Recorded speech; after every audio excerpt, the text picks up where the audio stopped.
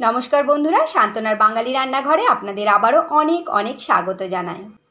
আজ আমি আপনাদের সঙ্গে শেয়ার করছি খুবই সহজ সরল একটা রেসিপি, ছাতু শরবতের রেসিপি। এটা নামমাত্র কয়েকটা উপকরণ দিয়ে, ঘরেই থাকে সেরকম উপকরণ দিয়ে তৈরি করা যায়, তবে এটা হেলদিও আর খেতেও ভালো লাগে। গরমে ঠান্ডা ঠান্ডা ছাতুর শরবত আমি কিভাবে বানালাম চলুন দেখে নিই। আমি একটা গ্লাস নিয়ে নিয়েছি, এতে নিয়ে নিচ্ছি যে ছোলার ছাতুর প্যাকেটে পাওয়া যায়, সেই ছোলার ছাতু আমি নিয়ে নিচ্ছি 4 চামচ। আমরা যে চামচে খাই সেই চামচের 4 চামচ ছোলার ছাতু নিয়ে নিলাম। ছাতুর সঙ্গে দিয়ে দিচ্ছি 2 পিঞ্চ মতো লবণ। লবণটা আপনারা আপনাদের স্বাদ মতো দেবেন।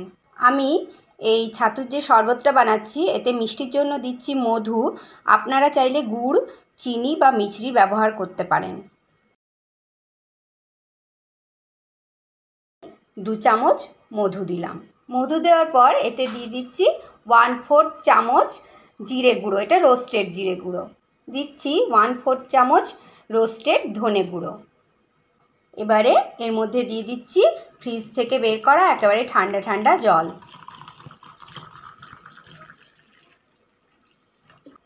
হাফ পাতিলেবু নিয়েছি, এর বীজগুলো বের করে দিয়েছি, আপনারা ছেঁকেও দিতে পারেন।